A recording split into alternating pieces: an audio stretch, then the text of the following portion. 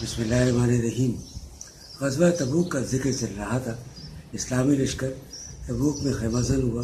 وہ رومیوں سے دو ہاتھ کرنے کو تیار تھا۔ پھر رسول اللہ صلی اللہ علیہ وسلم نے اہل لشکر کو مخاطب کر کے نہایت بلیغ خطبہ دیا۔ آپ نے جوامع الکلام ارشاد فرمائے، دنیا اور آخرت کی بھلائی کی رغبت دلائی، اللہ کے عذاب سے ڈرایا اور اس کے انعامات کی خوشخبری دی۔ اس طرح فوج کا حوصلہ بلند ہو گیا۔ ان میں توشے، ضروریات اور سامان کی کمی کے سبب جو نقص اور خلل تھا وہ اس کا بھی ازالہ ہو گیا۔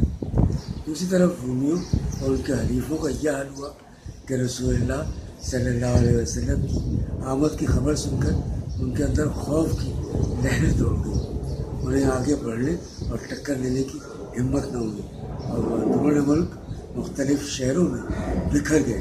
ان کے اس طرز عمل کا اثر جزیرہ عرب کے اندر اور باہر مسلمانوں کی فوجی ساکھ پر بہت شاندار مرتب ہوا، اور مسلمانوں نے اس سے ایسے اہم سیاسی فوائد حاصل کیے کہ جنگ کی صورت میں ان کا حاصل کرنا آسان نہ ہوتا۔ ایلا کے حاکم یحییٰ بن روبہ نے رسول اللہ صلی اللہ علیہ وسلم کی خدمت میں حاضر ہو کر جزیے کی ادائیگی منظور کی اور صلح کا معاہدہ کیا۔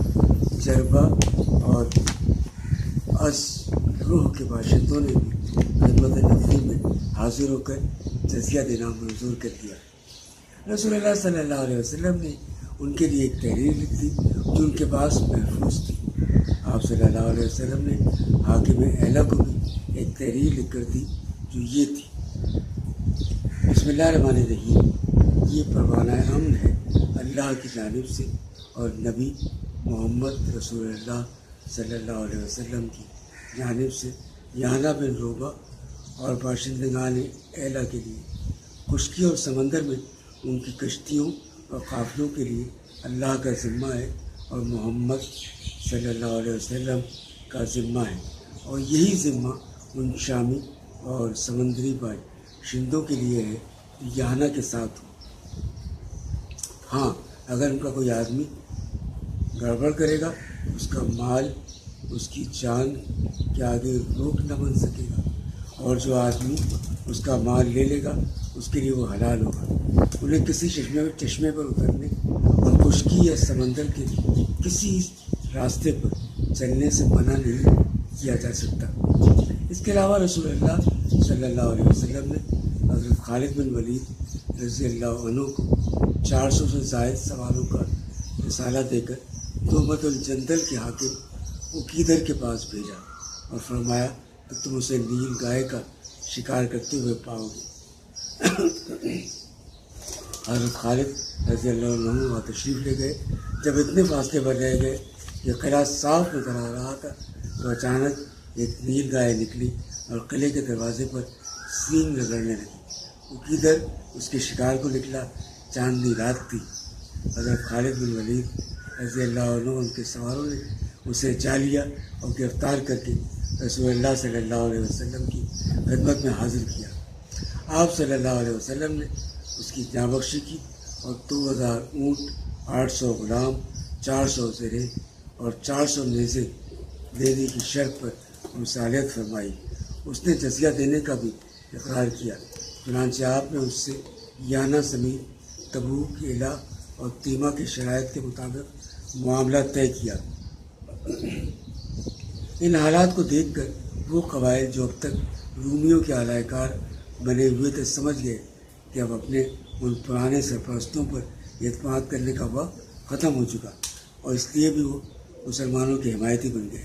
اس طرح اسلامی حکومتوں کی سرحدیں وسیع ہو کر براہ راست رومی سرحد سے جا ملی، اور رومیوں کے اعلی کاروں کا بڑی حد تک خاتمہ ہو گیا۔ اسلامی لشکر تبوک سے مظفر منصور واپس آیا۔ کوئی ٹکر نہ ہوئی۔ اللہ جنگ کے معاملے میں مومنین کے لیے کافی ہوا۔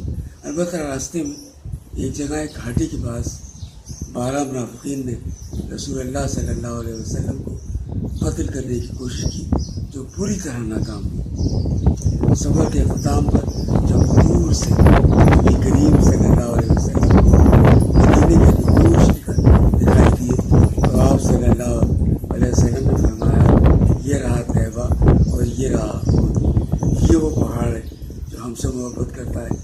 جس سے ہم محبت کرتے ہیں۔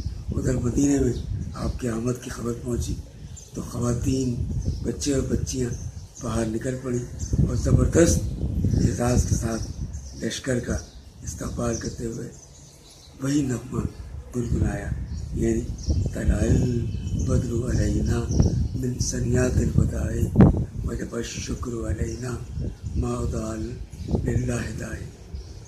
ہم پر ثنیات الوداع سے چودھویں کا چاند طلوع ہوا۔